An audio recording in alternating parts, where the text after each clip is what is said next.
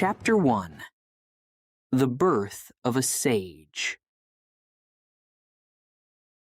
Over 2,500 years ago, in a small, quiet village nestled in the heart of ancient China, a child was born. The world didn't know it yet, but this child would one day become one of the greatest thinkers in history. His name? Confucius. Confucius came into the world at a time of great turmoil. China was divided into many small states, each ruled by its own lord. Wars were common, and life was hard for most people. But even in these difficult times, there was hope.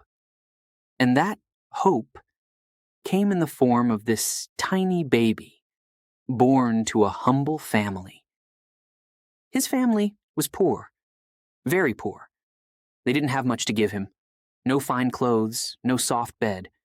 But they did have love and a strong sense of right and wrong. Confucius's father was a soldier, but he was old. Very old. His mother, however, was young and full of life. She was wise beyond her years, and she knew, oh, she knew, that her son was special. From the very beginning, Confucius showed signs of greatness.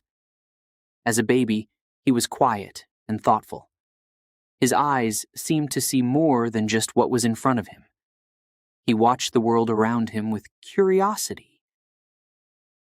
And even before he could speak, it was clear. This child was different. His mother, she nurtured this curiosity. She encouraged him to ask questions, to explore, to think.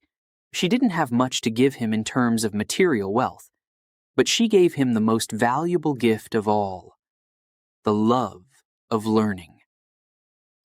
As Confucius grew older, his thirst for knowledge only deepened. He wanted to know everything: why the sky was blue, why the seasons changed, why people acted the way they did. He was never satisfied with simple answers. He wanted to understand the truth, the deeper meaning behind things. But learning wasn't easy for a boy like Confucius. His family couldn't afford to send him to a fancy school. They didn't have the money for books or tutors. Yet, his mother, she found a way. She made sure he had access to whatever knowledge she could find. She told him stories from the past, tales of great heroes and wise men. She taught him about the importance of respect, of kindness, of doing what is right, even when it is hard. Confucius listened to his mother's lessons with rapt attention. He absorbed every word, every idea, and his mind. Oh, his mind! It was like a sponge. He didn't just learn. He understood. And more than that, he began to see the world differently. He started to see the connections between things, the way everything was linked together, like a great web. As he grew older, Confucius began to ask even more difficult questions. Why were some people rich while others were poor? Why did rulers fight wars that caused so much suffering? Why did people lie, cheat, and hurt each other? These questions, they burned inside him. He couldn't just accept the world as it was. He needed to find a way to make it better. But where could he find the answers? The world was full of wise men and scholars, but none of them seemed to have the answers he sought. They taught about the rules of society, the proper way to behave. But for Confucius, it wasn't enough. He wanted to know the why behind these rules. He wanted to understand the deeper truths that guided human life. One day, as a young boy, Confucius stood on a hilltop, looking out over the village where he was born. The wind blew gently through the trees, carrying with it the scent of earth and grass. As he stood there, he felt a deep connection to the land, to the people, to everything around him. And in that moment, he made a decision. He would dedicate his life to seeking wisdom, to finding the answers to the questions that troubled him, and to teaching others what he learned. His mother, she supported him every step of the way. She knew that his path would be difficult, that he would face many challenges, but she also knew that he had the strength to overcome them. "You are destined for greatness," she would tell him. "But remember, greatness isn't about power or wealth. It's about wisdom and how you use it to help others." Confucius took these words to heart. He knew that his journey would be long and hard, but he was ready. He was determined to learn, to grow, and to find the wisdom he sought. And so he began his journey. A journey that would take him across China, through cities and villages, to the courts of kings and the homes of the poor. As he traveled, Confucius met many people, some kind, some cruel, some wise, some foolish. But from each one, he learned something valuable. He saw the suffering caused by greed and corruption, the pain of those who were oppressed, and the emptiness of those who had everything but felt nothing. And through it all, he began to form his own ideas, his own philosophy. Confucius believed that the key to a better world was not in laws or punishments, but in people's hearts. He believed that if people could be taught to be good, to be kind, respectful, and just, then society would naturally become better. It was a simple idea, but powerful. And it was this idea that would eventually change the world. But that is a story for another time. For now, let us remember the young boy, standing on that hilltop, looking out over his village, filled with dreams of wisdom and a better world. This was the beginning of Confucius's journey, the birth of a sage who would one day guide millions. The road ahead would not be easy. There would be challenges, doubts, and many difficult choices. But Confucius was ready. He had the love of his mother, the strength of his convictions, and a mind that never stopped asking, never stopped seeking. And so, with a heart full of hope and a mind full of questions, Confucius set out on the path that would lead him to greatness. Chapter 2: The Journey of Learning. Confucius was a passionate learner, a seeker of wisdom. From the moment he was old enough to understand the world around him, he knew knowledge was the key. He read every book he could find, devoured every story, every lesson his teacher shared. But there was something inside him that knew. Books alone could not give him all the answers he sought. True wisdom. Oh yes, true wisdom. It came from experience, from life itself. So Confucius made a decision, a bold decision. He would travel across China, far and wide, to learn from the world itself. He would speak to everyone he could, to farmers working in the fields, to nobles living in grand palaces, to soldiers hardened by war. Each person, he believed, had a piece of the puzzle, a piece of the great truth he was searching for. His journey began in his own village, where he spoke to the elders, the men and women who had lived long lives and seen many things. He listened. Oh, how he listened. To their stories of the past, to their advice on how to live a good life. Respect your elders, they told him. Honor your ancestors. These lessons They made sense to him, but Confucius wanted more. He needed to know why these things were important. He needed to understand the deeper meaning behind these words. So he set out from his village with nothing but a small bag of belongings and a heart full of questions.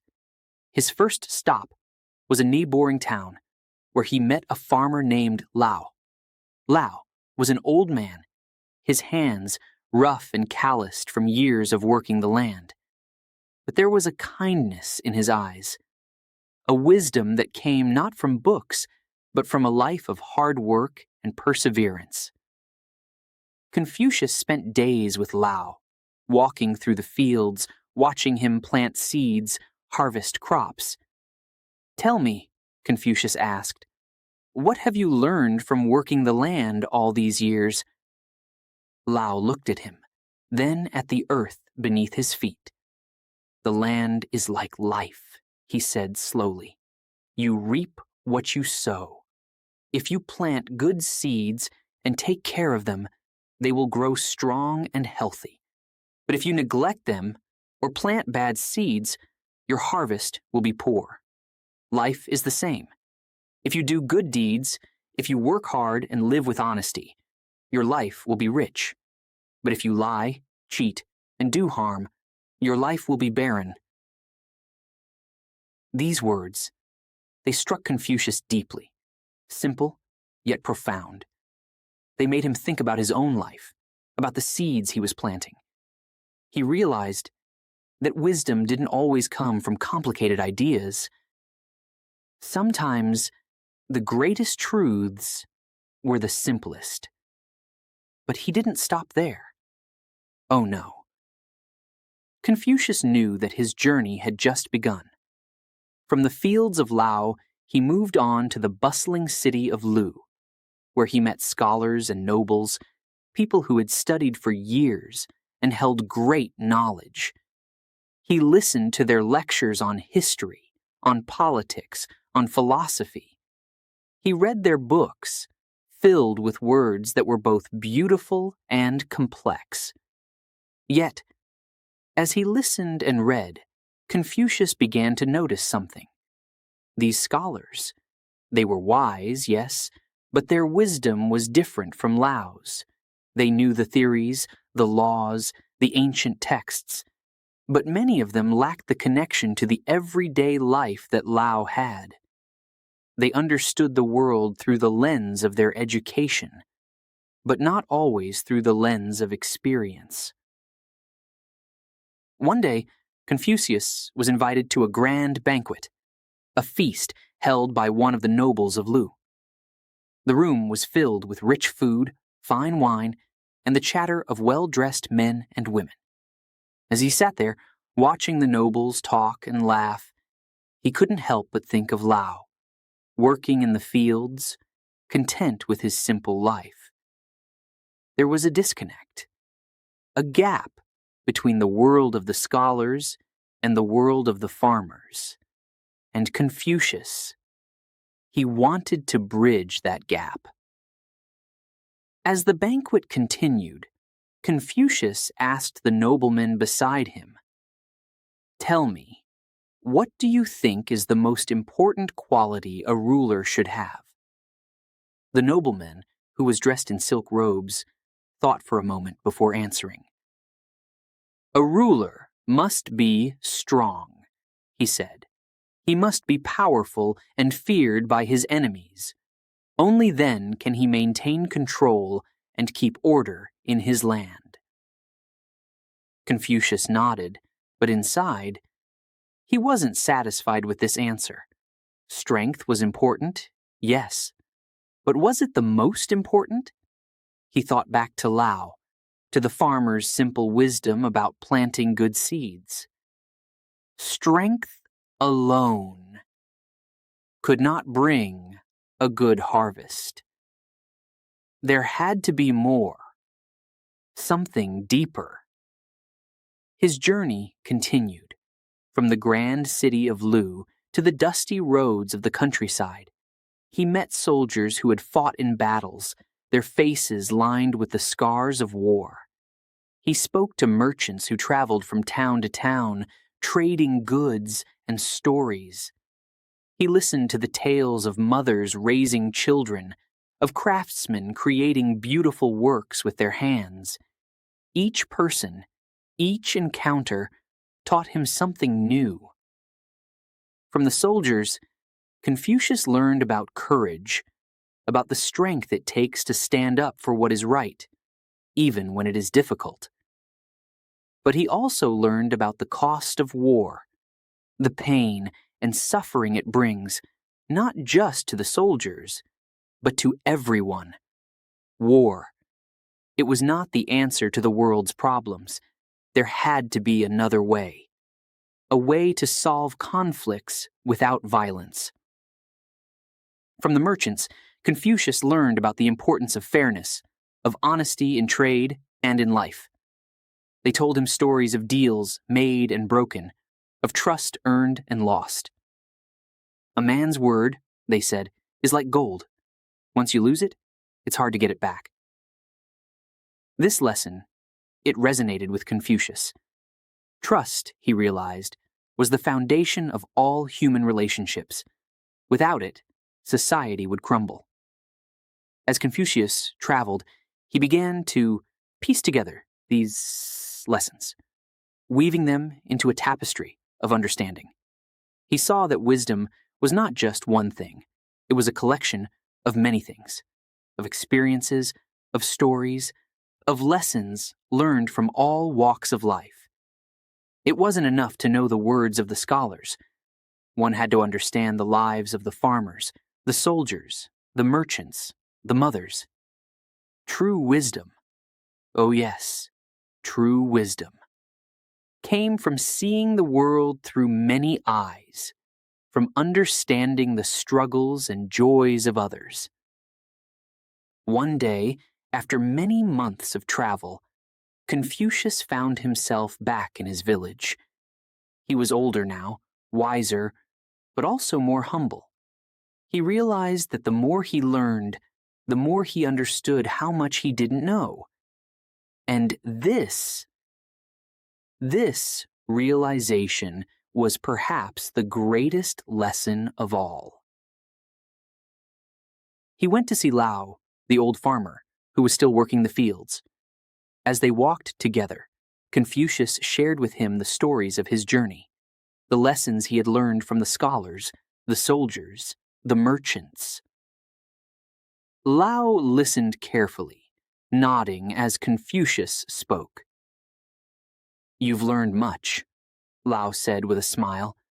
"But remember, Confucius, wisdom is like a tree. It takes time to grow, and it needs strong roots. The roots are the simple truths we learn early in life, the things we often take for granted. Don't forget them as you continue to grow." Confucius nodded, understanding now what Lao meant. He had seen the world, learned from many people, and gathered much knowledge. But the foundation of wisdom, the roots, were the simple, profound truths he had learned from the very beginning. Respect, kindness, honesty, and humility. These were the seeds of wisdom.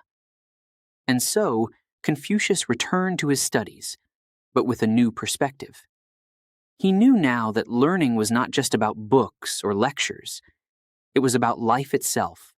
Every person he met, every experience he had, was a teacher. And Confucius, he would never stop being a student. This journey of learning, it was only the beginning for Confucius. There was still so much to discover, so much to understand. But he was ready to continue his quest for wisdom, knowing that the path ahead would be filled with both challenges and revelations. Chapter 3. The Teacher Emerges. As Confucius grew older, something began to change within him, something profound. His thirst for knowledge, his endless curiosity, it evolved into something even greater. Confucius no longer wanted to keep this wisdom just for himself. No. He felt a deep desire to share it with others. He wanted to teach. Teaching. It wasn't just a job for Confucius. It was a calling, a mission. He believed that if people could learn the right way to live, if they could understand the true meaning of respect, kindness, and duty, the world could become a better place. And so, the teacher in him began to emerge, and with it, a light that would guide many. Confucius didn't have a grand school. He didn't have fancy buildings or a large library. What he had was his knowledge, his wisdom, and his heart. And that was more than enough. He began to gather students, young men who were eager, curious, and hungry for knowledge. They came from near and far, drawn by the stories they had heard about this wise man who saw the world in a different way. And Confucius, oh, how he taught them. He didn't just stand in front of them and recite lessons from dusty old books. No. Confucius believed that teaching was more than just filling the mind with facts. It was about touching the heart, inspiring the soul, and guiding the spirit. His lessons were living, breathing things, filled with passion and purpose. One of the first things Confucius taught his students was the importance of respect. Respect, it was the foundation of everything. You must respect your parents, he would say, his voice calm but firm. You must respect your elders, your teachers, and your friends. But most of all, you must respect yourself. His students listened intently, their eyes wide with wonder. They had never heard teachings like this before, teachings that felt so personal. Confucius explained that respect was not just about obedience. It was about understanding the value of others, recognizing their worth, and treating them with dignity. He would often take his students on walks through the countryside, using the world around them as his classroom. As they walked, he would point out the simple things in life: a bird building its nest, a farmer tending his crops, a mother caring for her child. See how they all show respect for life, he would say. The bird respects the tree by not harming it as it builds its nest. The farmer respects the earth by nurturing it. The mother respects her child by giving it love and care. This is the essence of respect. His students, they were amazed. This was not just education, it was enlightenment. Confucius was teaching them how to see the world differently, how to find meaning in the simplest of things. His words were like seeds, planting themselves in the hearts of his students, growing into a deep understanding of what it meant to live a good life. But Confucius didn't stop at teaching respect. He also taught about kindness, a virtue he believed was at the core of human goodness. Do not do to others what you do not want done to yourself, he would say, a gentle smile on his face. Kindness. It is the thread that connects us all. His students learned that kindness wasn't just about being nice. It was about empathy, about putting yourself in someone else's shoes and feeling what they feel. Confucius would share stories of people who had shown great kindness, sometimes at great personal cost. He would talk about how kindness could heal wounds, bring people together, and create harmony in the world.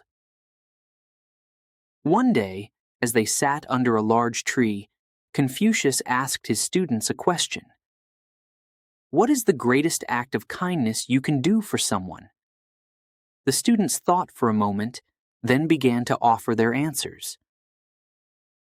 Helping a friend in need, said one. Sharing your food with someone who is hungry, said another. Giving money to the poor, said a third.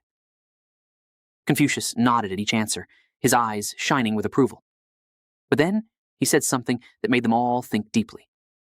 The greatest act of kindness, he said softly, is to understand someone, to truly see them, to hear them, to know their heart. When you understand someone, you can help them in ways that truly matter. His students were silent, reflecting on his words. They realized that kindness wasn't just about actions. It was about connection, about understanding the humanity in others. And this was a lesson they would carry with them for the rest of their lives. Confucius also placed great importance on the concept of family. He believed that the family was the first school of life, the place where people learn the values that guide them throughout their lives.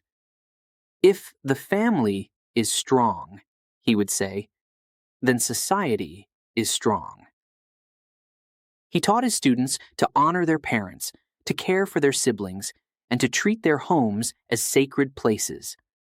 Your family is your foundation, he would tell them. It is where you learn love, trust, and responsibility. If you cannot be good to your family, how can you be good to the world? His students began to see their families in a new light.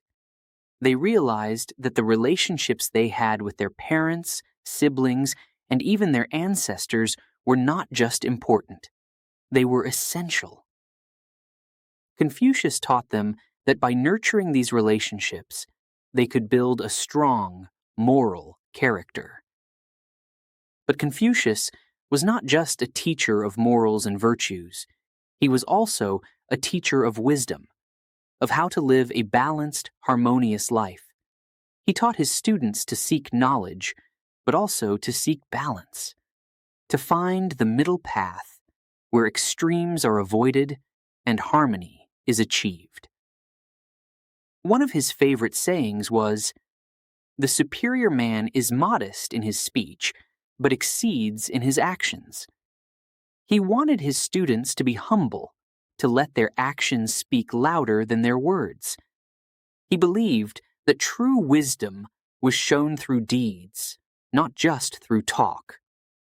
Confucius also encouraged his students to think for themselves. He didn't want them to just accept his teachings blindly. He wanted them to question, to explore, to discover their own truths. "I can teach you the path," he would say, "but you must walk it yourself." This approach to teaching was revolutionary. In a time when students were often expected to simply memorize and repeat what they were taught, Confucius was encouraging independent thought, critical thinking.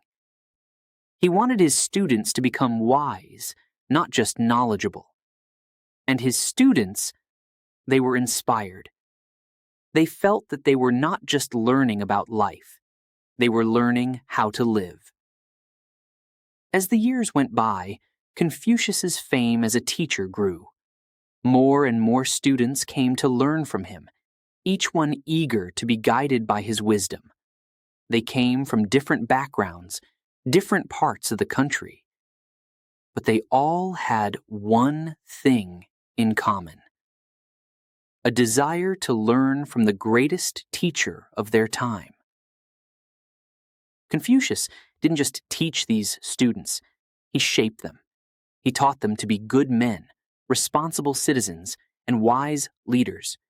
He taught them to value virtue over wealth, wisdom over power, and harmony over conflict. And in doing so, he didn't just change their lives, he changed the world. For Confucius, Teaching was not just about passing on knowledge, it was about building a better future.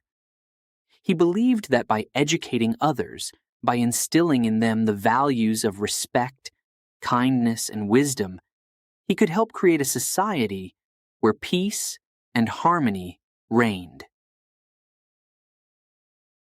Chapter 4. The Wise. Words. Spread. Confucius's teachings did not stay in his small circle of students for long. Oh no, his wisdom, his gentle but powerful words, began to spread far beyond the humble places where he taught.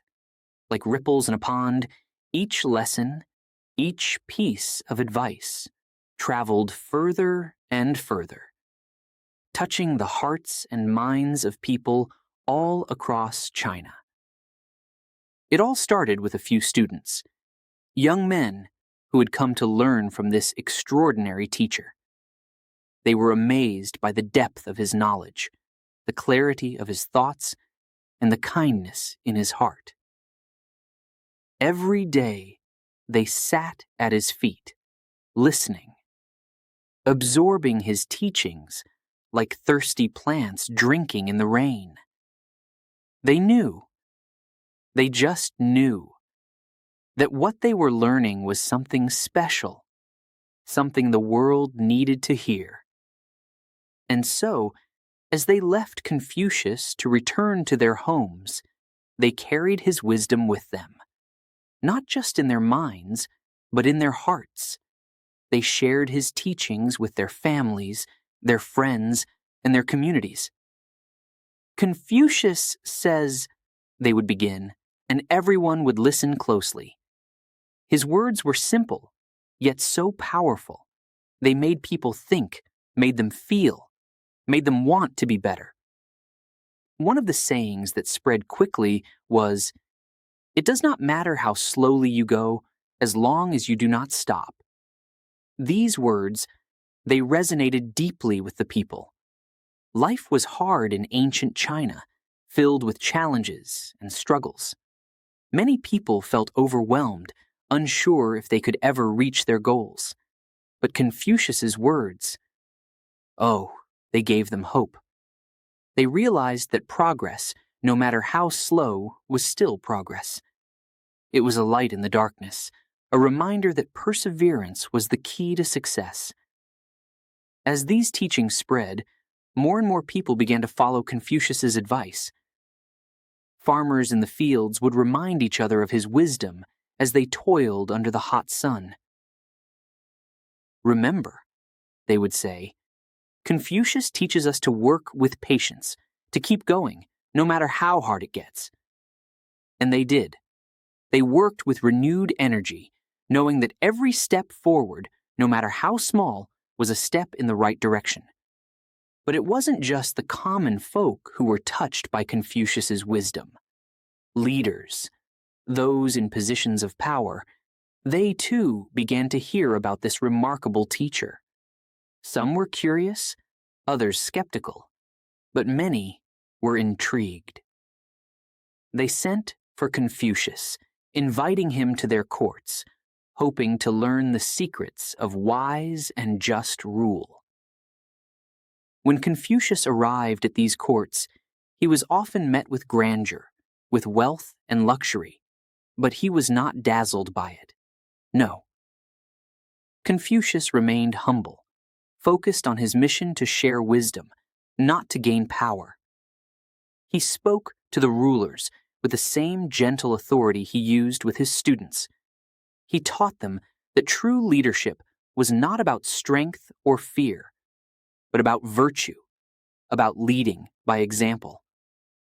"Lead the people with virtue," he would say, "and they will follow you willingly. Govern with kindness and justice, and there will be peace."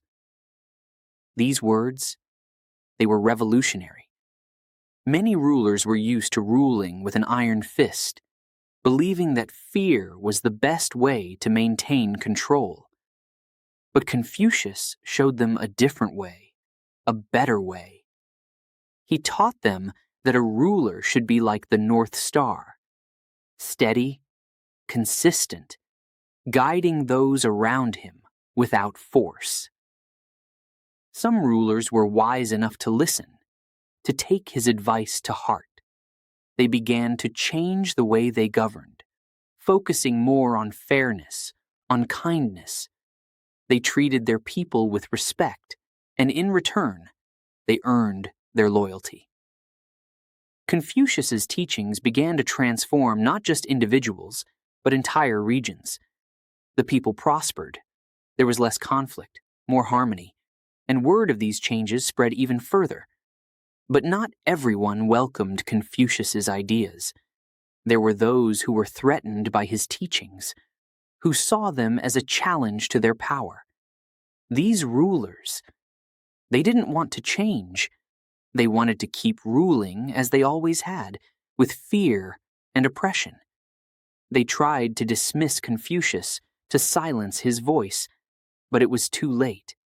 His words had already taken root in the hearts of the people. They could not be easily forgotten or ignored. Confucius, however, did not let these challenges discourage him. He knew that not everyone would understand or accept his teachings right away. But he also knew that truth had a way of enduring.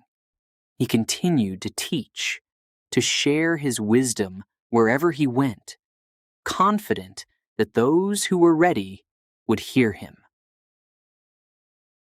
One of the most important teachings that spread was about the importance of family. Confucius believed that the family was the foundation of society, that if families were strong, society would be strong. He taught that children should honor and respect their parents, that parents should love and guide their children, and that brothers and sisters should support each other. These ideas, they resonated deeply with the people. In a time when family was often the only source of stability and support, Confucius' teachings reinforced the bonds that held families together. Parents began to teach their children his wisdom, to pass it down from generation to generation. It became more than just a philosophy. It became a way of life. And as these teachings spread from family to family, village to village, they began to shape the culture itself. People started to see the value in living a life of virtue, of treating others with kindness and respect. They saw that by following Confucius's advice, their lives were not just better. They were richer, more meaningful. Confucius's influence grew, not because he sought power or fame, but because his words, his simple, powerful words, spoke to the truth within each person. They reminded people of the goodness they already had inside them, of the potential they had to create a better world. Soon, Confucius was known across the land. His name became synonymous with wisdom, with virtue. Leaders and scholars alike quoted his sayings, and his teachings were written down, studied, and shared far and wide. Confucius's words were no longer just the lessons of a single teacher. They had become the guiding principles of a nation. But Confucius, he remained humble. He knew that his work was not done, that there was still much to teach, much to learn. He continued his journey, spreading his wisdom wherever he went, always seeking new ways to help others live better lives. And so, the wise words of Confucius, they spread like a gentle breeze carrying seeds across the land.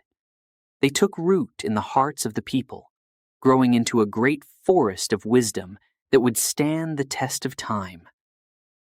Confucius had not just taught a few students. He had planted the seeds of a new way of thinking, a new way of living. His teachings would continue to grow, to spread, long after he was gone.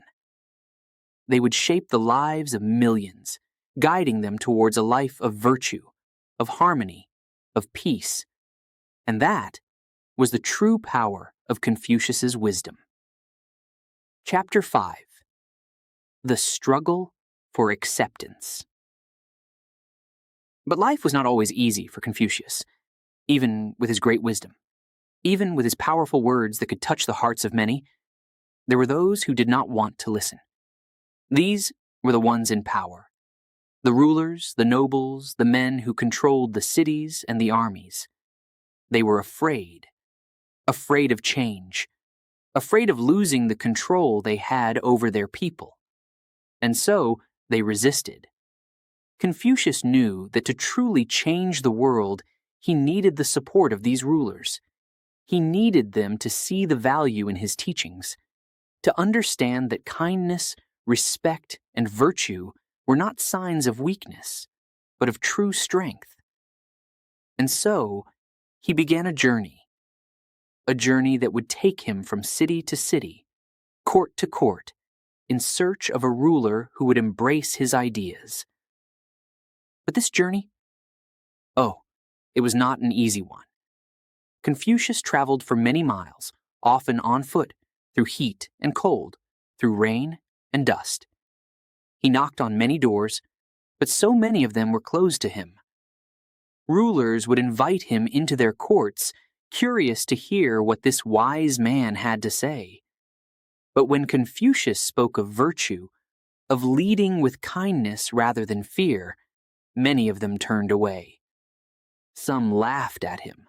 Others grew angry. They did not want to hear that they should be kind to their people, that they should govern with justice and fairness. Power, they said, comes from strength, from making others fear you. Confucius, he was saddened by this. He could see the suffering that this way of thinking caused, the people who were oppressed, the wars that were fought, the families that were torn apart. But no matter how hard he tried, he could not convince these rulers to change. One of the most difficult experiences for Confucius came when he visited the court of a powerful and wealthy lord. This lord was known for his harsh rule, for the way he taxed his people heavily and punished them severely for even the smallest mistakes.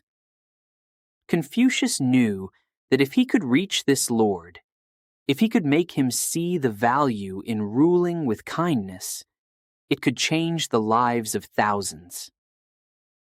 When Confucius arrived at the Lord's court, he was met with a grand display of wealth. There were golden statues, silk tapestries, and tables overflowing with food. The Lord himself sat on a high throne, looking down at Confucius with a skeptical eye. "So," the Lord said, "you are the famous Confucius. I have heard much about you. Let's see if you are as wise as they say." Confucius bowed respectfully, as was his custom, and began to speak. He spoke of the importance of virtue, of leading by example. He told the Lord that a ruler who was just and kind would be loved by his people, and that this love was a much stronger foundation for power than fear. He spoke of the happiness that could come from a harmonious society, where people trusted their ruler and each other. The Lord listened, but as Confucius continued, his expression grew darker. Finally, the Lord interrupted him. "Enough," he said, his voice booming through the hall. "You speak of kindness and virtue as if they are the most important things in the world. But tell me this, Confucius. Can kindness protect my borders from invaders? Can virtue fill my coffers with gold? Can love build walls to defend my city?" Confucius, calm and composed, replied, "My lord, kindness and virtue may not build walls, but they build trust. And with trust, your people will stand by you in times of danger. They will fight for you, not because they fear you, but because they love you. And that, my lord, is a far stronger defense than any wall." But the Lord was not convinced. He waved his hand dismissively. "I have no need for your teachings," he said. "Strength is what I need, strength and power. Leave my court, Confucius, and take your foolish ideas with you."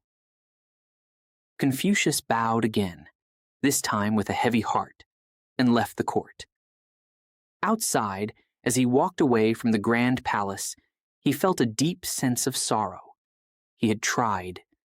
He had spoken from the heart, shared his deepest beliefs, but still, he had not been able to change the Lord's mind.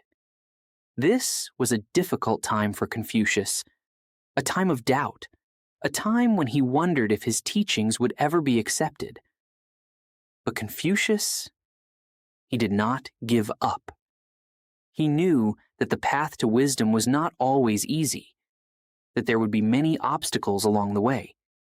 He had faith, faith in his ideas, faith in the goodness of people, even if that goodness was sometimes buried deep inside them. And so, he continued his journey, continued to knock on doors, to speak to rulers, to teach wherever he could. There were times when Confucius and his small group of followers went hungry, when they had no place to sleep. The road was long, and the rejections were many. But Confucius' spirit, it remained strong. He believed with all his heart that his teachings could make the world a better place, and that belief, it gave him the strength to keep going.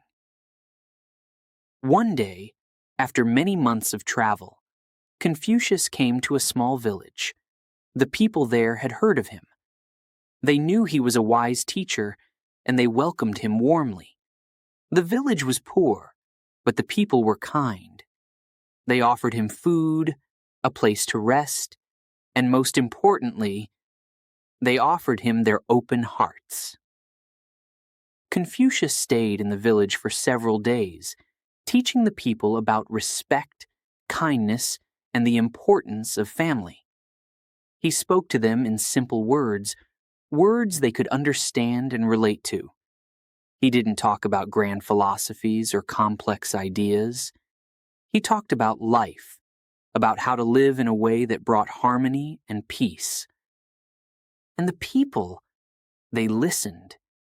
They took his teachings to heart, and slowly, Confucius began to see a change. The village became a place of kindness, where people helped each other, where they treated each other with respect. Confucius saw that his ideas, they could take root, they could grow, even in the most unlikely places. This gave him hope. He realized that even if the great rulers and lords did not accept his teachings, the common people could. And if enough people lived by these principles, they could create a ripple effect, a change that would spread from village to village, from town to town, until it reached even the halls of the powerful. Confucius knew that his struggle for acceptance was not over. There would be many more challenges ahead, many more doors that would be closed to him. But he also knew, deep in his heart, that his teachings were worth fighting for. And so, with renewed determination, he set out once again on his journey. He would keep going, keep teaching, keep believing that one day his wisdom would change the world, and little by little, step by step, that change was already beginning. The struggle for acceptance, it was difficult, but Confucius was ready to face the challenges, to overcome the obstacles, and to continue spreading his message of wisdom, virtue, and peace. Chapter 6. The Role of Rituals. Confucius believed in the power of rituals, of tradition. To him, rituals were not just empty actions. Oh no, they were much more than that. They were a way to connect with the past, to honor those who came before us, and to bring order to the present. Confucius often said, "Rituals keep the world in order," and he truly believed it. For Confucius, rituals were like the threads that held the fabric of society together. Without them, everything could unravel. But what exactly are rituals? And why did Confucius place so much importance on them? To answer that, we must first understand how Confucius viewed the world. He saw life as a series of relationships between people, between families, between communities. And in these relationships, there was always the potential for conflict, for misunderstanding, for disrespect. But Confucius believed that rituals, when practiced with sincerity and respect, could help prevent these conflicts. They could bring harmony where there might otherwise be chaos. Rituals, according to Confucius, were not just about grand ceremonies or religious practices. They were also about the small, everyday actions that showed respect and consideration for others. For example, greeting someone with a bow, serving tea to a guest, showing respect to your parents.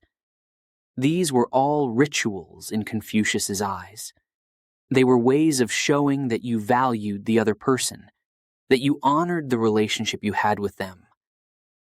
Confucius taught that when people practiced these rituals, they learned discipline. They learned to control their emotions, to think before they acted, to consider the impact of their actions on others. This discipline was not about restricting oneself, but about cultivating a sense of respect, a sense of duty towards others. It was about creating a world where people could live together in peace, where everyone knew their place and their responsibilities.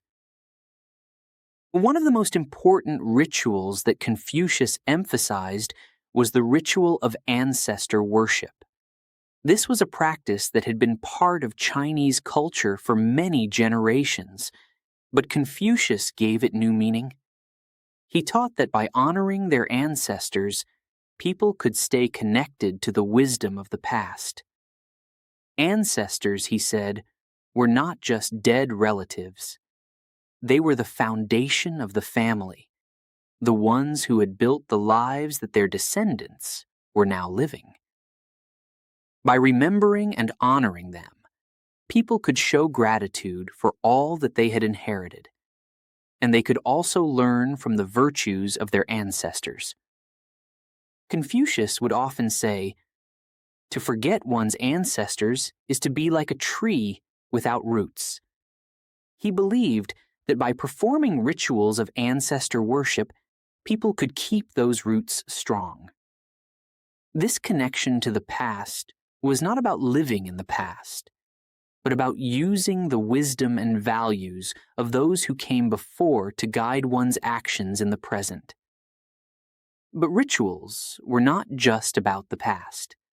They were also about the present and the future. Confucius believed that when people followed rituals, they were helping to create a stable, orderly society. This was especially important in a time when China was often divided by wars and conflicts. Confucius saw that when people respected rituals, they respected each other, and this respect could help to prevent conflicts. In the family, for example, Confucius taught that there were rituals for how children should treat their parents, and how parents should treat their children. These rituals were not just rules, they were expressions of love and respect. When children bowed to their parents, it was not just a sign of obedience.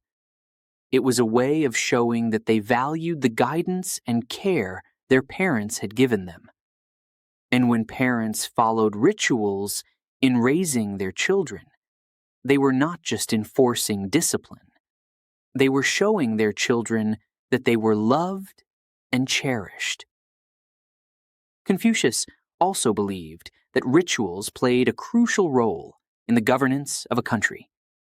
He taught that rulers should lead by example, that they should follow rituals to show their respect for their people and for the laws of the land. A ruler who performed rituals sincerely would earn the respect of his subjects. And this respect would help to create a peaceful and prosperous society. One of the rituals that Confucius particularly valued was the ritual of offering sacrifices to heaven. This was a ceremony in which the ruler would offer thanks to the heavens for the blessings they had bestowed upon the land.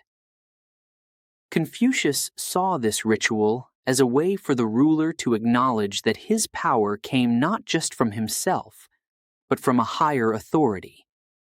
It was a way for the ruler to show humility, to recognize that he had a duty to govern wisely and justly.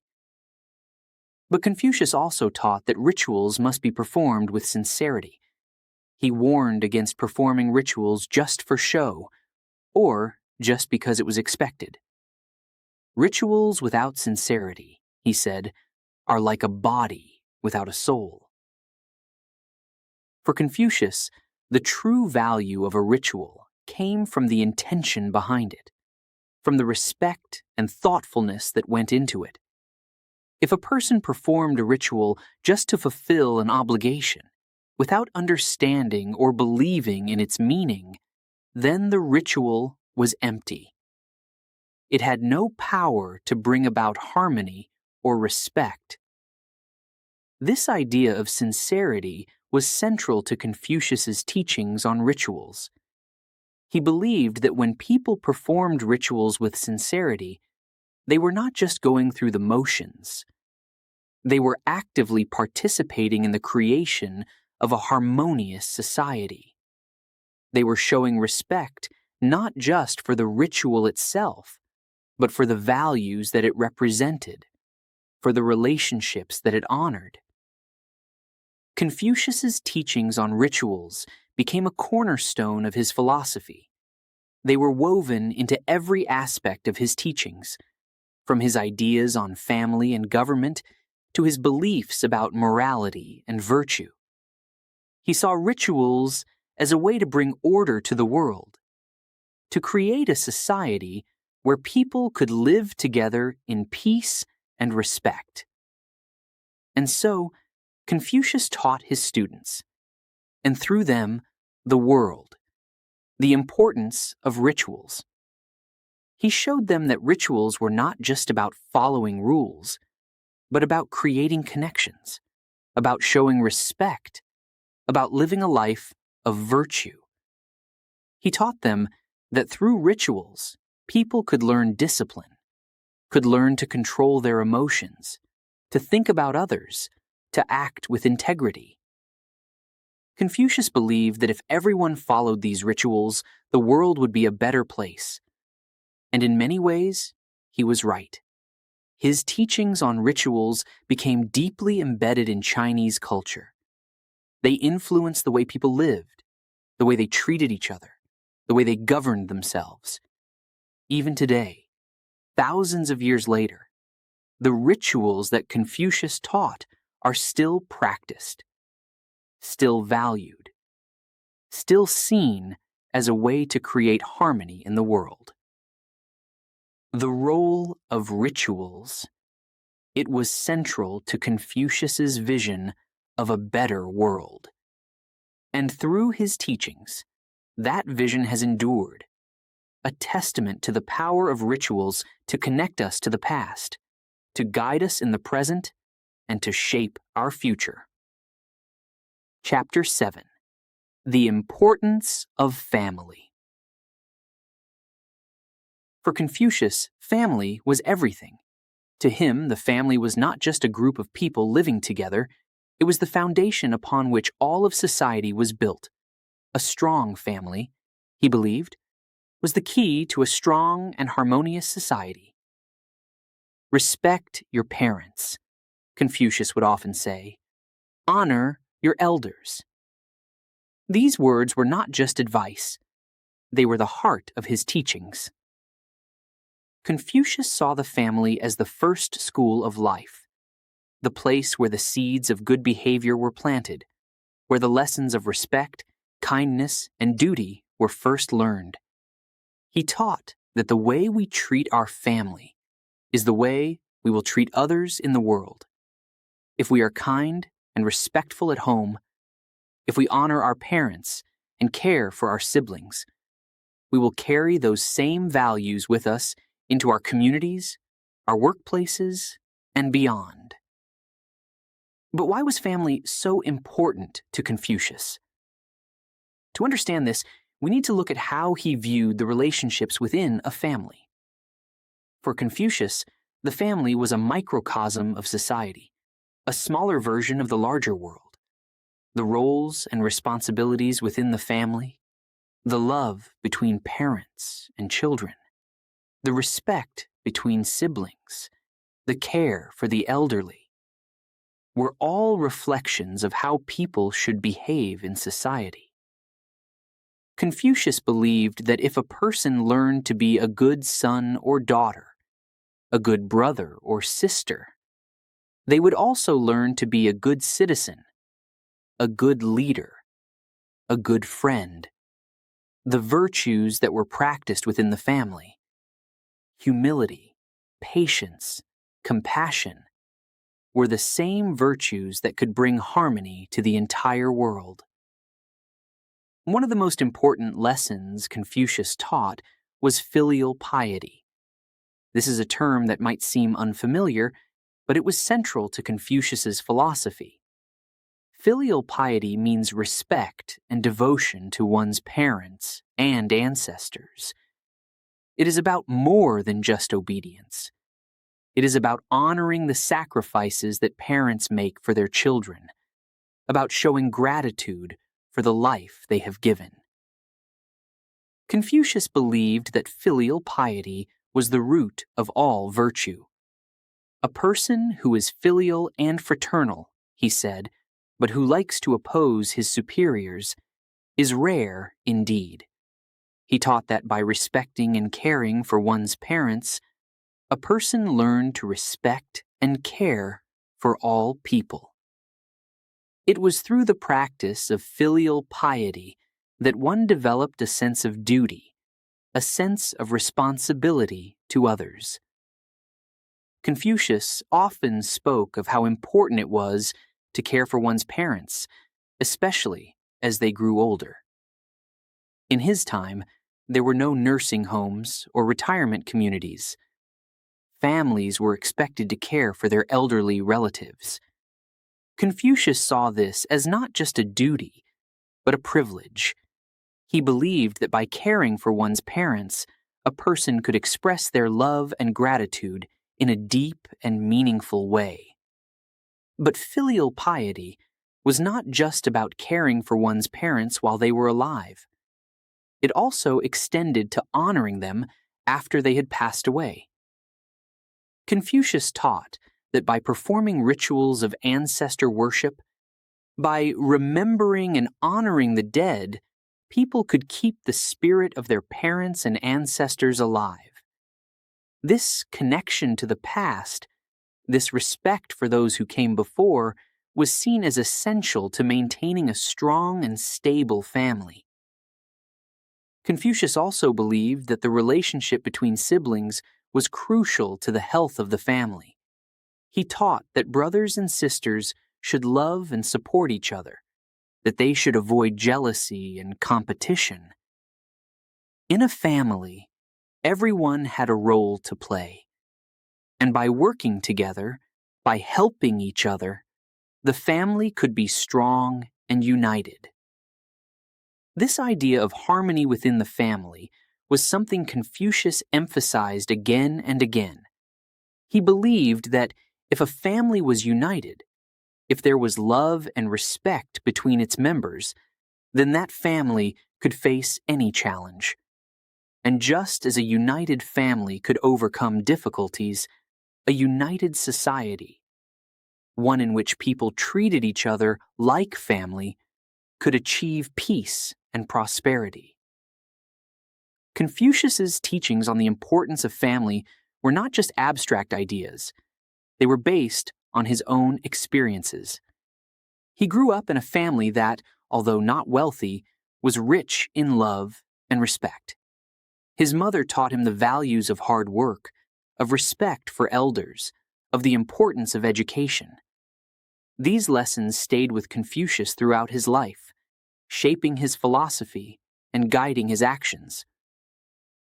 As Confucius traveled and taught, he saw how families could be torn apart by greed, by jealousy, by a lack of respect. He saw how children who did not honor their parents often grew up to be selfish and unhappy. And he saw how families that practiced filial piety, that cared for each other and worked together, were strong and resilient, able to face the challenges of life with grace and dignity. Confucius believed that the strength of a society could be measured by the strength of its families. If families were strong, if they were built on a foundation of love, respect, and duty, then society would be strong as well.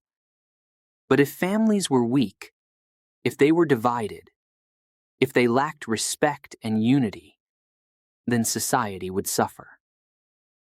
This belief in the importance of family has had a profound impact on Chinese culture and on many other cultures around the world. Even today, thousands of years after Confucius lived, his teachings on family continue to influence the way people think about their relationships with their parents, their siblings, their children. In many ways, Confucius's teachings on family are just as relevant today as they were in ancient China. We live in a world that is often fast-paced and chaotic, where the bonds of family can sometimes be stretched thin. But Confucius reminds us that no matter how busy we are, no matter how far we may roam, our family is our foundation. It is where we learn to love, to respect, to care for others. And just as Confucius taught, the way we treat our family is a reflection of how we will treat the world. If we can be kind, patient, and respectful at home, if we can honor our parents, love our siblings, care for our children, then we will carry those same values with us into our communities, our workplaces, our interactions with others. For Confucius, family was everything. It was the school of love and virtue, the place where the seeds of good behavior were planted. And this idea, this belief in the importance of family, has influenced cultures for centuries. It is a legacy that continues to shape the way we live, the way we think, the way we treat each other. Chapter 8: The Power of Education. Confucius was a firm believer in education, for everyone. He understood, deeply, that education was not just for the wealthy or the privileged. No, it was for anyone who was willing to learn, anyone who had the desire to grow and improve. Education knows no class, he declared with conviction. To Confucius, this was not just a statement. It was a guiding principle, a truth that he lived by every single day. In ancient China, education was often reserved for the rich, for those who could afford tutors and books. But Confucius, he saw things differently. He believed that every person, whether they were born into wealth or poverty, had the potential to learn, to gain wisdom, and to make a difference in the world. By nature, men are alike, he would say, but through practice, they become different. These words carried profound meaning. They were a message of hope, a promise that education could change lives. Confucius opened his heart and his home to anyone who wanted to learn. It didn't matter if they were rich or poor, young or old. He welcomed them all because he believed that the desire to learn was the greatest qualification of all. His students came from all walks of life: farmers, merchants, sons of noblemen, and even those who had once been considered outcasts. They all gathered around him, eager to hear his teachings, eager to grow. For Confucius, education was more than just the acquisition of knowledge. It was about building character, about becoming a better person. He taught his students that learning was a lifelong journey, one that required dedication, humility, and a willingness to change. The more you learn, he would say, the more you realize how much you do not know. This idea was both humbling and inspiring. It motivated his students to keep learning, to keep striving for wisdom. But Confucius didn't just teach his students from books. He taught them through experience, through discussions, through questioning. He believed that true understanding came from thinking deeply about what one learned, from applying it to life. He would often ask his students difficult questions, questions that made them think, that challenged their assumptions. What is the right way to live? He would ask. How can we be virtuous in a world full of challenges? These questions, they were not easy to answer, but they were the heart of Confucius's teaching. He also taught that education was not just about personal growth. It was about social responsibility. Confucius believed that those who were educated had a duty to use their knowledge to help others, to contribute to society. To educate yourself is to better the world, he would tell his students. This idea, it was revolutionary. In a time when education was often seen as a way to gain power or prestige, Confucius emphasized its role in serving others, in creating a better world. Confucius's belief in the power of education was not just about words. It was about action. He worked tirelessly to ensure that his students received the best education possible. He would spend hours with them, discussing philosophy, ethics, and the nature of life. He encouraged them to read widely, to explore different ideas, and to never stop asking questions. He who asks a question is a fool for 5 minutes, he would say. But he who does not ask remains a fool forever. One of Confucius's most famous teachings was that a person's education should not be limited to just one area of knowledge. He believed in a well-rounded education, one that included learning about literature, history, music, and even physical exercise. He taught his students the importance of being balanced, of developing their minds, their hearts, and their bodies. A true gentleman, he would say, is well-rounded in all things. But Confucius also recognized that education was not just about learning facts. It was about learning how to live. He taught his students the importance of virtues like honesty, kindness, and respect. He believed that education should make a person not only more knowledgeable, but also more virtuous. To know what is right and not do it, he would say, is the want of courage. For Confucius, education was about cultivating both the mind and the soul. Confucius's approach to education was truly ahead of its time. He believed in teaching by example, in being a living model of the principles he taught. His students admired him not just for his knowledge, but for the way he lived his life, with integrity, humility, and a deep sense of purpose. They saw in him the kind of person they aspired to be, someone who used education to better themselves and the world around them. The impact of Confucius's teachings on education was profound.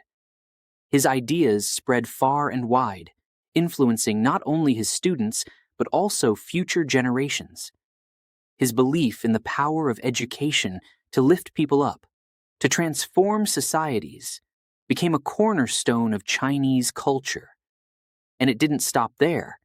His teachings have influenced educational philosophies around the world for centuries. Confucius showed the world that education was not just a privilege for the few, but a right for everyone. He demonstrated that through education, people could rise above their circumstances, could overcome the barriers of class and status. He believed that education was the great equalizer, that it could create a society where people were judged not by their birth, but by their character and their abilities. This idea, this belief in the power of education, was a light in the darkness, a beacon of hope for all who wished to learn. It inspired people to seek knowledge, to strive for wisdom, to become the best versions of themselves. And even today, thousands of years later, Confucius's teachings continue to inspire, to guide, and to uplift. As we reflect on Confucius's teachings, let us remember the power of education, the power to change lives, to change the world. Let us remember that education is not just about gaining knowledge. It is about becoming a better person, about using what we learn to make a difference. And let us be inspired by Confucius's belief that education knows no class, that it is a gift for everyone, a light that shines for all who seek it. The power of education. It is a force for good, a force for change. And Confucius, he understood this better than anyone. Through his teachings, he showed the world that education is not just a path to knowledge, but a path to wisdom, to virtue, to a better life. And that is the true power of education. Chapter 9. The Virtue of Humility. Despite his growing fame, despite the many students who flocked to him, seeking his wisdom, Confucius remained humble, always. He was known far and wide as a great teacher, a man of immense knowledge and virtue. But Confucius, he never saw himself as the greatest. No. He saw himself as something much simpler, a lifelong student, always learning, always growing. Real knowledge, Confucius would often say, is to know the extent of one's ignorance. These words carried deep meaning. They reflected a truth that guided Confucius throughout his life. He understood that no matter how much he learned, no matter how many books he read, how many lessons he taught, there was always more to discover, more to understand. This awareness, this recognition of the vastness of knowledge and the limits of his own understanding was at the heart of Confucius's humility. Confucius taught his students to value humility, to see it not as a weakness, but as a strength. He believed that humility was the foundation of true wisdom, because only when a person admits that they do not know everything can they open themselves up to new learning. A wise man, Confucius would say, is not afraid to say, "I do not know." These words were not just advice. They were a way of life for Confucius. In his teachings, Confucius often used examples from his own life to illustrate the importance of humility. He would tell his students about the times when he had been wrong, when he had made mistakes, and how he had learned from those experiences. He showed them that even the wisest person can be wrong, that the true measure of wisdom is not in never making mistakes, but in learning from them, in growing from them. Confucius believed that pride, the opposite of humility, was a dangerous thing. Pride could close a person's mind, make them believe that they knew everything, that they had nothing more to learn. And once a person stopped learning, they stopped growing. They became stagnant, stuck in their own limited understanding. Pride, Confucius would say, is the enemy of wisdom. He taught his students to guard against it, to always remain humble, no matter how much they knew, no matter how much they achieved. But humility, for Confucius, was not just about recognizing one's own limitations. It was also about respecting others. He taught his students that a humble person listens to others, values their opinions, even if they are different from their own. A wise man, Confucius would say, is willing to learn from anyone, no matter who they are.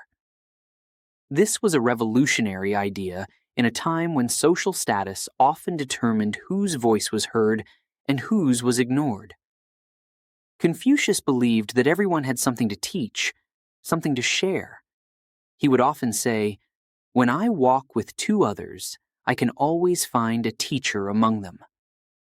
These words showed his deep respect for others, his belief that wisdom could be found in many places, from many people.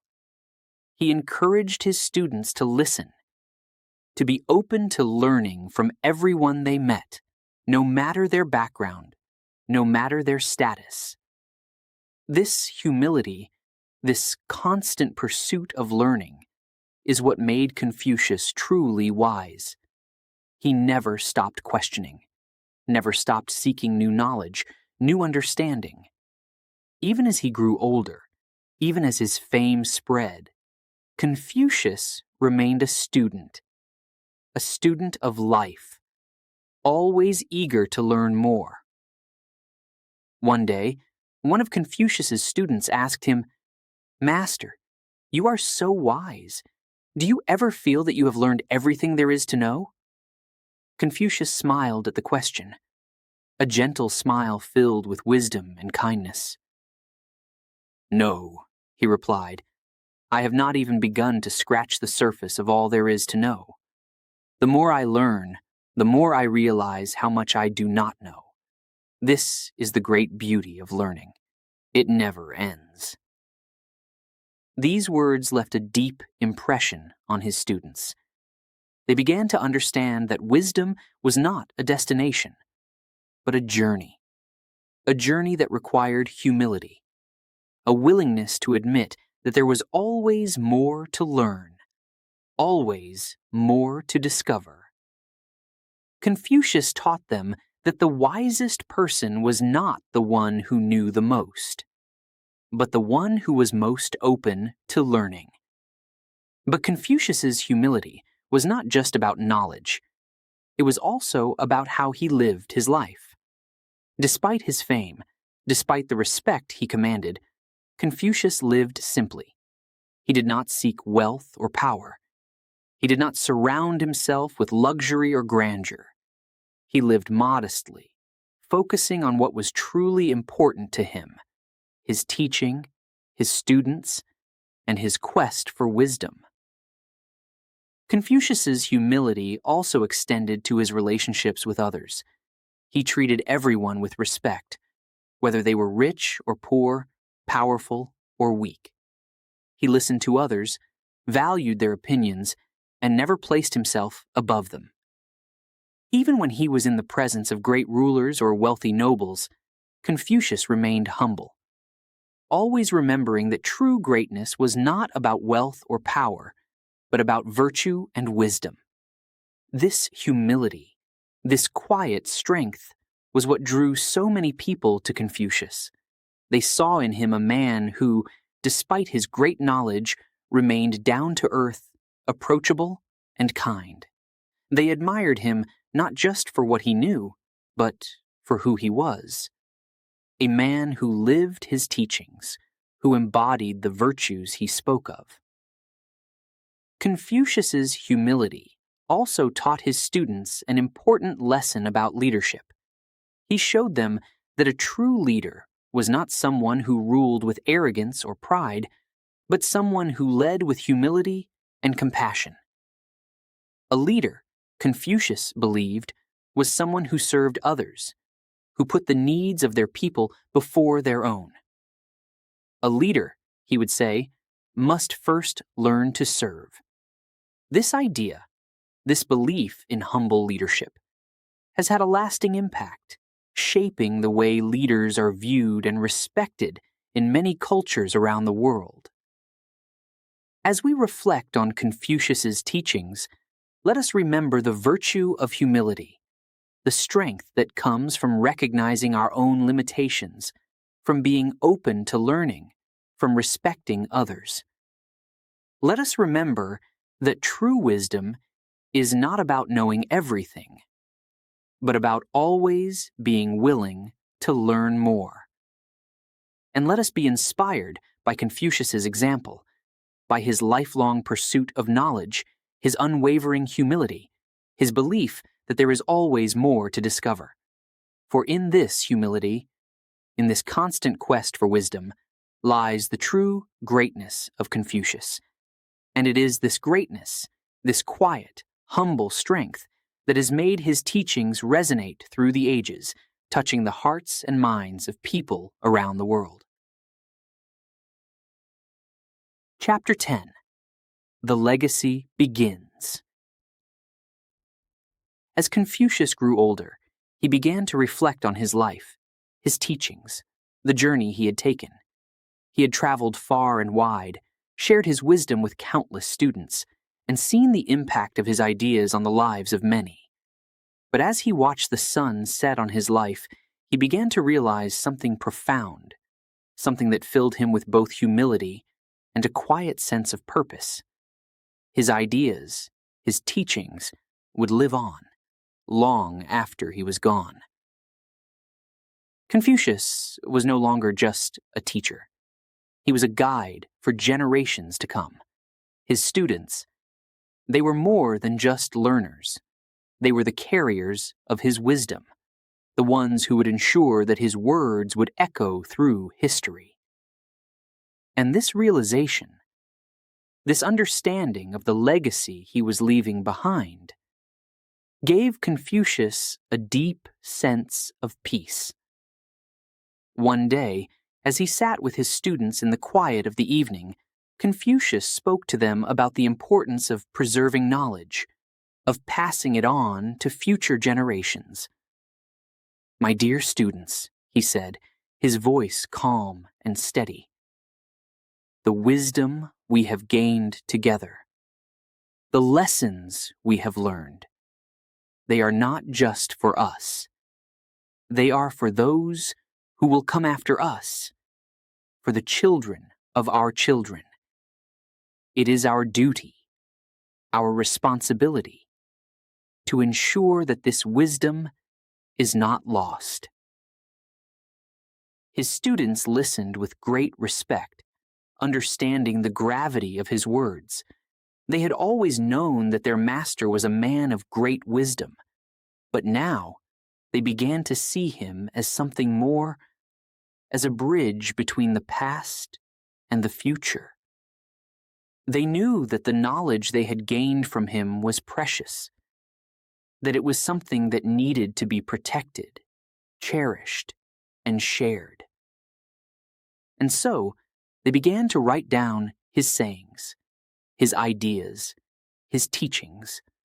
They captured his words in ink, carefully preserving the lessons they had learned over the years. They wrote about his beliefs, his thoughts on virtue, respect, humility, and the importance of family. They recorded his ideas about governance, about education, and about the power of rituals. These writings, these precious documents, would become the foundation of Confucianism, a philosophy that would shape the hearts and minds of millions.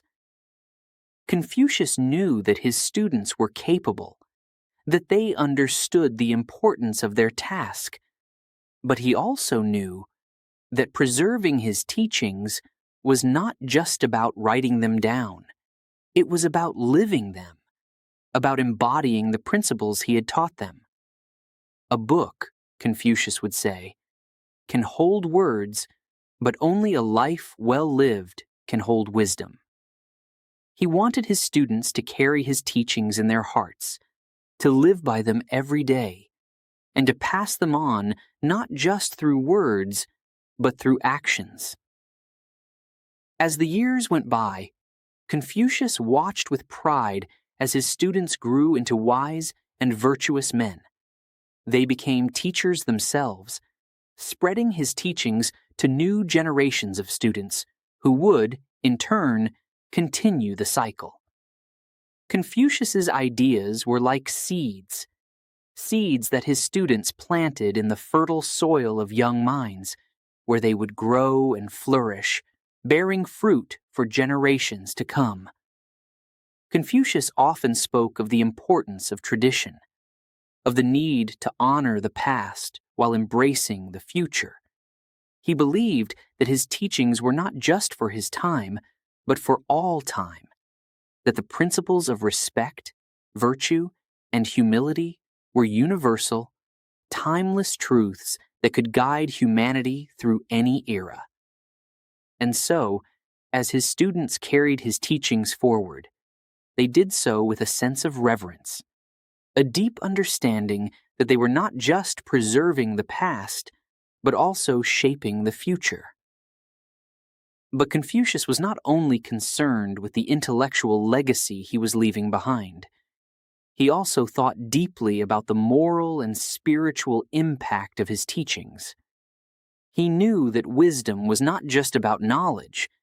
It was about living a good life, about making the world a better place. He believed that his teachings had the power to bring about change, to create a society where people treated each other with kindness, where leaders ruled with justice, and where families were strong and united. As he grew older, Confucius became more and more aware of the influence his teachings were having. He saw how his ideas were spreading, how they were being adopted by rulers, scholars, and ordinary people alike. He saw how his students were becoming leaders in their own right, how they were using his teachings to guide their decisions, to shape their communities, to bring about positive change. And yet, despite this growing influence, Confucius remained humble. Always. He never sought power or fame. He never claimed credit for the changes that were taking place. He saw himself not as the source of wisdom, but as a vessel, a channel through which the timeless truths of humanity could flow. "I am but a man," he would often say, "a man who has been blessed to learn, and to share what I have learned with others." Confucius's humility, his deep sense of purpose, and his unwavering commitment to his teachings, these were the qualities that endeared him to his students and to the many who came after him. They saw in him not just a teacher, but a model of what it meant to live a good life, to live with integrity, with respect, with a constant thirst for wisdom. As Confucius neared the end of his life, he took comfort in knowing that his legacy was secure, that his teachings would live on through his students and through the countless others who would come to learn from him, even long after he was gone. He knew that his words would continue to guide people, to inspire them to seek knowledge, to live virtuously, to treat others with kindness and respect. And so, as the sun set on Confucius's life, his legacy began to take shape, not as a monument of stone or marble, but as a living, breathing tradition, a tradition that would grow and evolve, that would touch the lives of millions, that would echo through history. Confucius's legacy was not just about the words he spoke. It was about the lives he touched, the hearts he inspired, the changes he helped to bring about in the world. His teachings were a gift that he gave freely, with no expectation of reward, with no desire for fame.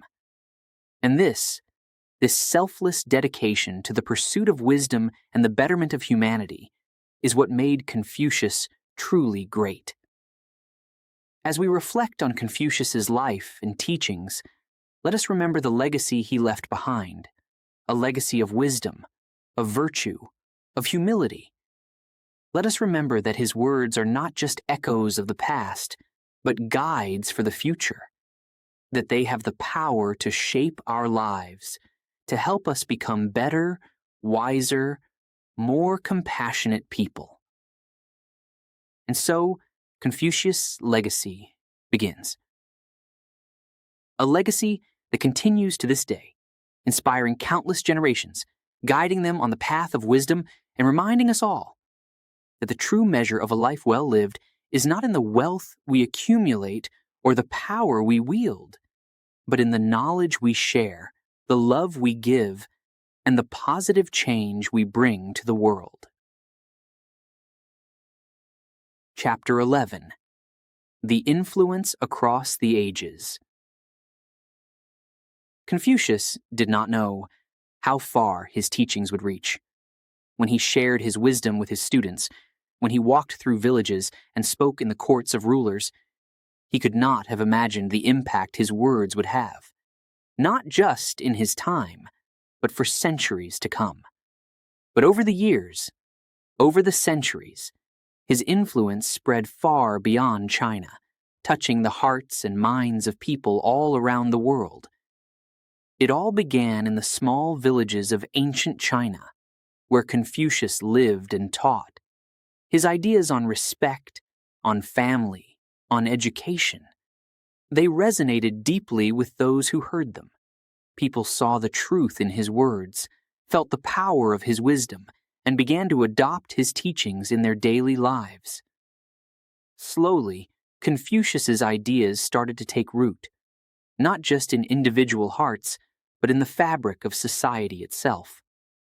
As the years passed, Confucius's teachings became more than just lessons. They became a way of life. His students and their students carried his wisdom with them, spreading it to new places, sharing it with new people. Confucianism, as it came to be known, became a guiding philosophy, a set of principles that helped people navigate the challenges of life, that showed them how to live with integrity, with respect, with compassion. Confucius's ideas about respect for elders, about the importance of family, these were concepts that resonated deeply in Chinese culture. But they didn't stay there. Oh no. They spread far beyond the borders of China, influencing cultures across Asia and eventually the entire world. In Korea, Japan, Vietnam, and beyond, Confucius's teachings became a foundation for education, for government, for social behavior. Kings and emperors looked to his wisdom as they ruled their lands, seeking to govern with the same principles of virtue and justice that Confucius had taught. Scholars studied his works, finding in them a depth of understanding that could guide them in their pursuit of knowledge and truth. And ordinary people, farmers, merchants, artisans, they too found wisdom in his words, wisdom that helped them live better, more fulfilling lives. One of the most powerful ideas that spread from Confucius's teachings was the concept of ren, often translated as humaneness or benevolence. This idea that we should treat others with kindness, that we should act with compassion and empathy. It became a cornerstone of Confucian thought. Ren was not just a moral guideline. It was a way of living, a way of interacting with the world that could bring about harmony and peace. Another key concept was Li, which refers to ritual, propriety, and social harmony. Confucius taught that by following the proper rituals, by respecting social norms, people could create order in society and live together in harmony. This idea that there is a proper way to act, a proper way to treat others, it became deeply embedded in many cultures, shaping the way people interacted with each other, the way they built their communities. But perhaps one of the most revolutionary ideas that Confucius spread was his belief in the power of education for everyone. Education knows no class, he declared, and this idea, it was groundbreaking. Confucius believed that anyone, no matter how poor or rich, could learn and improve themselves. This belief, that education could lift people up, could give them the tools they needed to become better, wiser, and more virtuous. It was a light in the darkness, a beacon of hope for all who wished to learn. Over the centuries, Confucius's teachings on education became the foundation for educational systems across Asia. Schools were established based on his principles, where students learned not just about literature and history, but also about ethics, about how to live a good life. The civil service exams in China, which were used to select government officials, were based on Confucian teachings. These exams emphasized knowledge, virtue, and the ability to think critically. Principles that Confucius had championed. And Confucius's influence didn't stop there. As his teachings spread, they began to influence thinkers and leaders in other parts of the world. In the West, philosophers and scholars studied his works, finding in them ideas that resonated with their own beliefs about morality, governance, and education. Confucius's emphasis on virtue, on leading by example, on the importance of family and social harmony. These were ideas that found a place in many different cultures, shaping the way people thought about life, about society, about the world. Confucius's teachings also had a profound impact on art and literature. His ideas about respect, humility, and the importance of tradition influenced poets, writers, and artists who drew on his wisdom to create works that reflected the values he had taught. In paintings, in poems, in stories, the influence of Confucius could be seen, a testament to the enduring power of his ideas. But Confucius's influence was not just felt in the realms of philosophy, government, and art. His teachings also had a deep impact on the way people lived their daily lives. In many cultures, the principles of Confucianism became part of the social fabric, guiding the way people treated each other, the way they raised their children, the way they interacted with their communities. Confucius's ideas about the importance of family, about respecting one's elders, about living a life of virtue. These were lessons that were passed down from generation to generation, becoming part of the cultural heritage of many societies. And so, Confucius's legacy grew across time, across cultures, across the world. His teachings, which began in the small villages of ancient China, spread far and wide, touching the lives of millions, guiding them on the path of wisdom, of virtue, of a better life. Confucius may not have known how far his teachings would reach, how deeply they would resonate with people from all walks of life. But the influence of his ideas, it is undeniable. Confucianism became more than just a set of teachings. It became a compass, pointing the way to a better life, to a more just and harmonious society. As we reflect on the impact of Confucius's teachings, let us remember that his wisdom is not just for the past, it is for the present and for the future. His ideas about respect, about education, about the importance of family and social harmony. These are principles that can guide us today, just as they guided people centuries ago. Confucius's influence across the ages is a testament to the power of wisdom, to the enduring value of ideas that speak to the heart of what it means to be human. His teachings remind us that no matter where we come from, no matter what challenges we face, we can always strive to live with virtue, with respect, with compassion. And so, the legacy of Confucius lives on in the hearts and minds of people around the world, in the cultures that have been shaped by his teachings, in the wisdom that continues to guide us on the path to a better life. His words, his ideas, they are not just echoes of the past. They are a light for the future, showing us the way forward, inspiring us to be better, to do better, to live better. Confucius, the teacher, the sage, the guide, his influence reaches across the ages, touching lives, shaping minds, and guiding humanity on the path of wisdom and virtue. His legacy, it is a gift to the world, a gift that continues to give, generation after generation, across time, across cultures, across the world. 2. The eternal sage.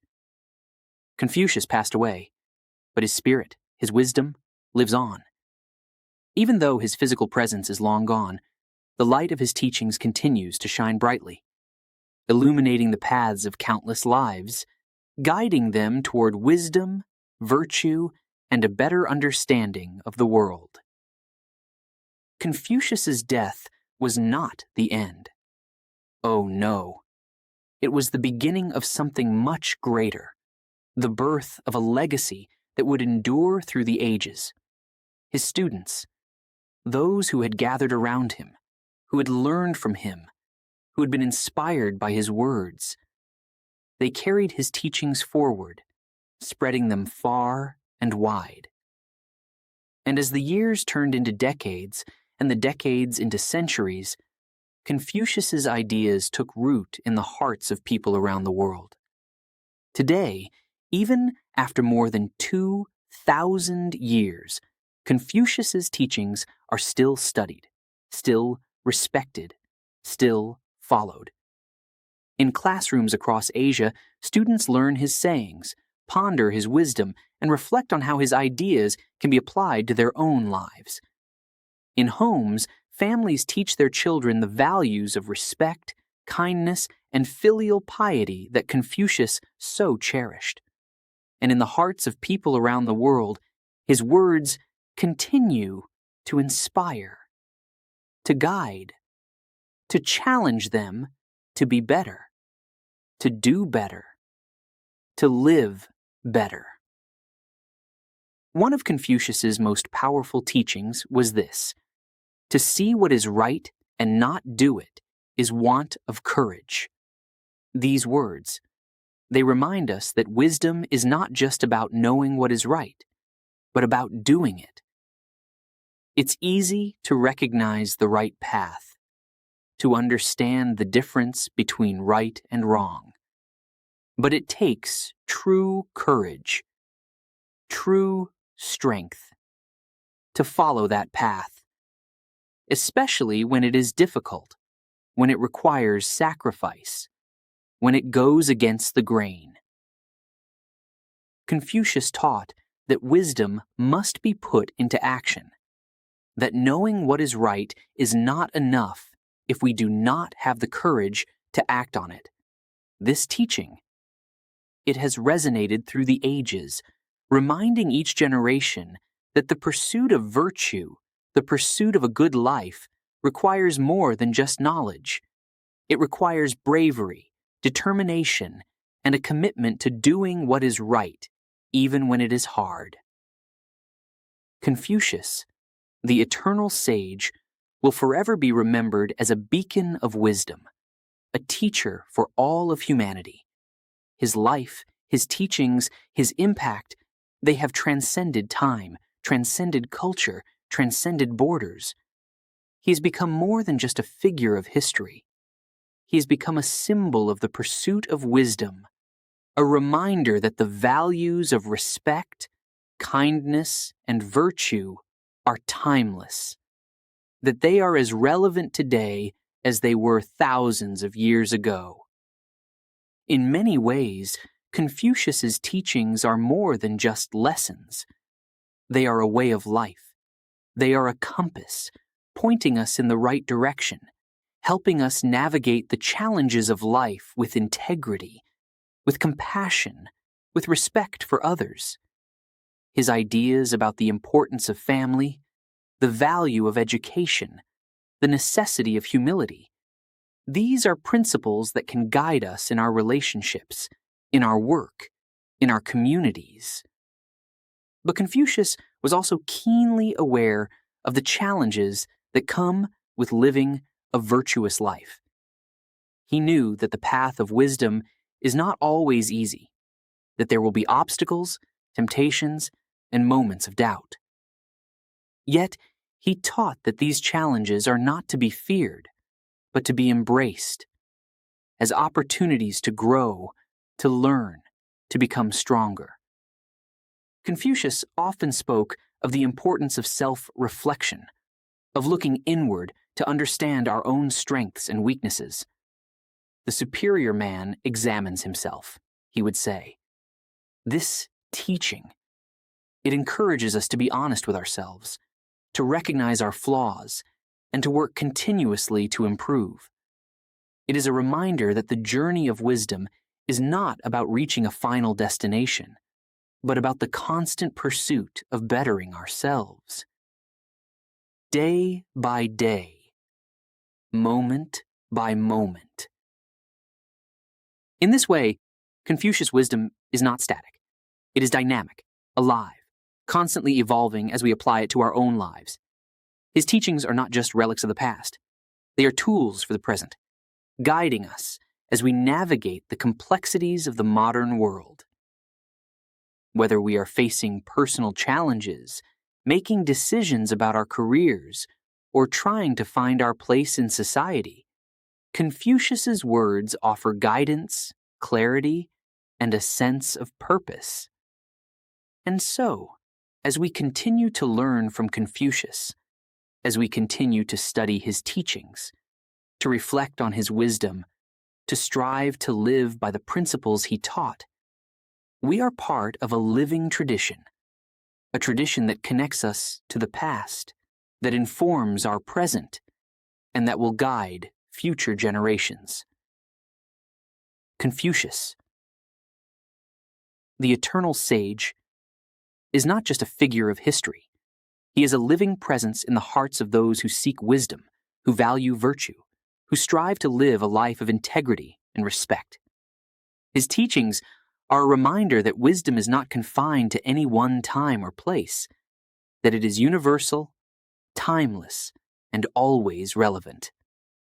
As we carry his teachings forward, as we pass them on to our children, as we apply them in our daily lives, we are contributing to the legacy of Confucius, ensuring that his wisdom continues to shine brightly, that it continues to guide humanity on the path of virtue and wisdom. In the quiet moments of reflection, in the challenges we face, in the decisions we make, Confucius's words echo through time, reminding us of the power of wisdom, the importance of courage, and the value of living a life guided by virtue. And so, Confucius lives on, not just in the pages of history books, but in the hearts and minds of people around the world. He remains a guiding light, a source of inspiration, a teacher whose lessons will never fade, whose wisdom will never grow old. Confucius, the eternal sage, is with us still, guiding us, teaching us, helping us find our way in a world that is often uncertain, often challenging. His words, his teachings, his legacy, they are gifts that continue to give, generation after generation. Let us remember Confucius, not just as a man of the past, but as a teacher for all time, a beacon of wisdom, a guide on the journey of life. His spirit, his wisdom, they live on in each of us as we strive to live by the principles he taught, as we strive to do what is right, to live with integrity, to seek wisdom and virtue in all that we do. Confucius, the eternal sage, will forever be remembered as a beacon of wisdom, a teacher for all of humanity.